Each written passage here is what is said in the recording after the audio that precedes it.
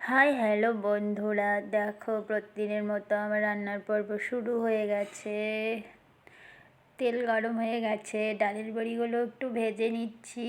ও মা গো, কড়াইটা এত গরম হয়ে গেছে, তার উপরে আবার খুন্তির মধ্যে ছিল জল। তো জানোই তো তেলে জল পড়লে কি হয়। জিরে তেজপাতা ফোড়ন দিয়ে দিলাম, একটা টমেটো কেটে দিয়েছি। আগে থেকে সেদ্ধ করে রেখেছিলাম কুয়াশ, পটল আর আলু, এগুলোকে এখন ভালো করে ভেজে নেব। নুন দিয়ে ভেজে নিব, তাহলে ভাজাটা ভালো হবে। কিছুক্ষণ ভাজা ভাজা করে তারপর এতে হলুদ দেব।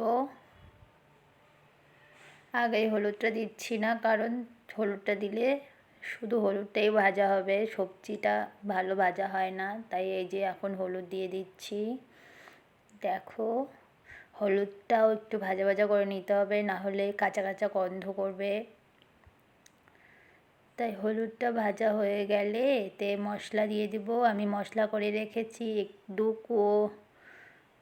রসুন, একটু পেঁয়াজ আর আদা, জিরে আর গোটা দারচিনি আর এলাচ সব একবারে পেস্ট করে নিয়েছি। 3টে লঙ্কা দিয়েছি, সব পেস্ট করে নিয়েছি। এখন মশলাটা ভাজা ভাজা করে নিব।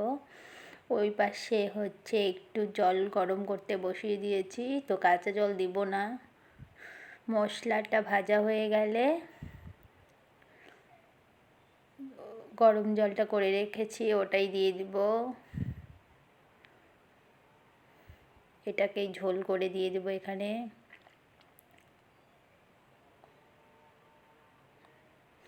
তো ভাজা ভাজা হয়ে এলো প্রায়।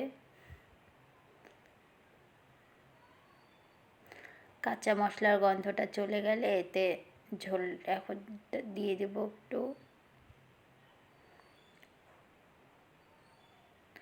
বেশি ঝোল দিব না, কারণ এটা একটু গাঢ় গাঢ় ভালো লাগবে, তাই অল্পই ঝোল দিয়ে দিলাম। এখন ঝোলটা ফুটে এলে এতে ডালের বড়িগুলো যে ভেজে রেখেছিলাম ওইগুলো দিয়ে দিব। কড়াইটা গরম হয়ে গিয়েছিল বেশি, তো ডালের বড়িগুলো কেমন কালো কালো হয়ে যাচ্ছিলো দিতে দিতেই, তো আমি তাড়াতাড়ি করে নামিয়ে নিয়েছিলাম।